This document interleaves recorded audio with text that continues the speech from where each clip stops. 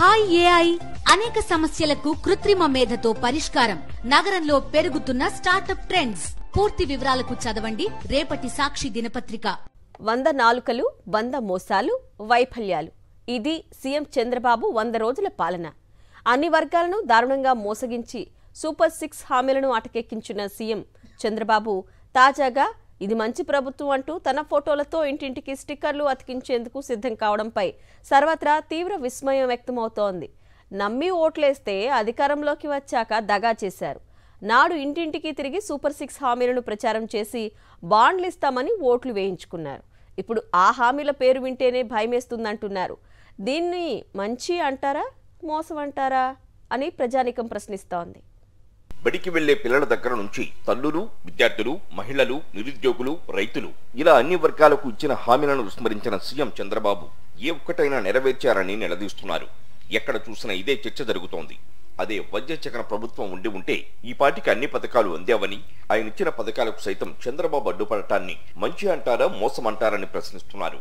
ఇవాళ ఏ రైతులను పలకరించినా రైతు భరోసా లేదని, 20,000 పెట్టుబడి సాయం హామీని మట్టిలో కలిపేశారని, క్రాప్ ఇన్సూరెన్స్, సున్నా వడ్డీ, ఈ క్రాప్ ఊసే లేకుండా వంచారని ఆవేదన చెందుతున్నారు. నీకు 15,000 ఇస్తామంటూ చిన్న పిల్లలను సైతం చంద్రబాబు మోసగించారని తల్లులు ఆక్రోశిస్తున్నారు. 40 లక్షల మందికి పైగా తల్లులు అమ్మఒడికి దూరమై నిర్వేదం వ్యక్తం చేస్తున్నారు. చంద్రబాబు ఇచ్చిన హామీతో ఒక్కో ఇంటికి 30,000 చొప్పున వస్తాయని నమ్మామని ఇద్దరు పిల్లలున్న తల్లులు అంటున్నారు. పిల్లలకు నాణ్యమైన గోరుముద్ద కరువైందని, ఇంగ్లీష్ మీడియం చదువులు, టోఫెల్, ఐబీ, సిబిఎస్ఈ సిలబస్ సర్కారు బడికి దూరమయ్యాయని, నాడు నేడుతో బాగుపడ్డ స్కూళ్లు కళతప్పాయని నిర్వేదంగా చెబుతున్నారు వారు. ఇప్పటికీ చేయూత కానీ, సున్నా వడ్డీ కానీ, ఆసరా లాంటి పథకాలు కానీ అందలేదని మహిళలు వాపోతున్నారు. ఇప్పటికే అందాల్సిన మత్స్యకార భరోసా కానీ, వాహన మిత్ర లాంటి పథకాలు కానీ అందలేదని సొంత ఉపాధి పొందుతున్న వారు చెబుతున్నారు. ఇక 50 ఏళ్లకే పింఛన్లు ఇస్తామన్న హామీకి చంద్రబాబు తూట్లు పొడిచారు. యువతకు నిరుద్యోగ భృతి లేకపోగా డిఎస్సీ దరిదాపుల్లోనే లేదు.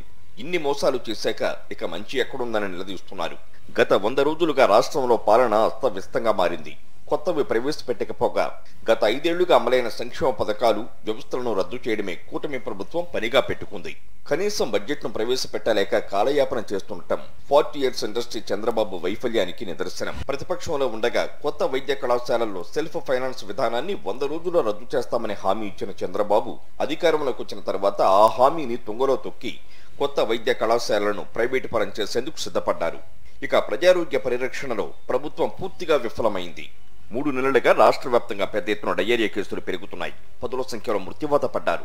డెంగీ, మలేరియా కేసులు బెంబేలెత్తిస్తున్నాయి. గ్రామాలు, పట్టణాల్లో పారిశుద్ధ్య పరిస్థితులు అధ్వాన్నంగా మారాయి. గురుకులాలు, హాస్టళ్లలో కలుషిత ఆహారంతో పెద్ద సంఖ్యలో విద్యార్థులు ఆసుపత్రుల పాలయ్యారు. అయినా సరే ప్రభుత్వం ప్రేక్షక పాత్రకే పరిమితమైంది. ఉచిత ఇసుక విధానం ముసుగులో పచ్చముఠాలు భారీ దోపిడీకి రాచబాట వేశారు. టీడీపీ కూటమి ప్రభుత్వం రాష్ట్రానికి రావాల్సిన 700 ఎంబీబీఎస్ సీట్లకు మోకాలడ్డి కొత్త వైద్య కళాశాలలను ప్రైవేటు పరం చేసి మన విద్యార్థులకు తీరని అన్యాయం చేసింది. విజయవాడను వరదలు ముంచెత్తుతాయని స్పష్టమైన సమాచారం ఉన్నా కూడా అలవిమాలిన నిర్లక్ష్యంతో వ్యవహరించింది. వరదలు బీభత్సం సృష్టిస్తుంటే ప్రభుత్వం పత్తా లేకుండా పోయింది. 100 రోజుల్లో చంద్రబాబు ప్రభుత్వం సాధించింది మాత్రం ఒకటుంది.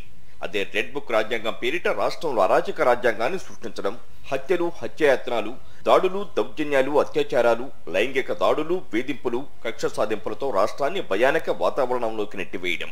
ఇది చంద్రబాబు 100 రోజుల పాలన ట్రాక్ రికార్డ్. ఈ నేపథ్యంలో ఇన్ని మోసాలు చేసి రెడ్ బుక్ పాలన సాగిస్తూ మంచి చేశామని నిస్సిగ్గుగా చెప్పుకునేందుకు మనసెలా వచ్చిందని ప్రశ్నిస్తోంది ప్రజానీకం.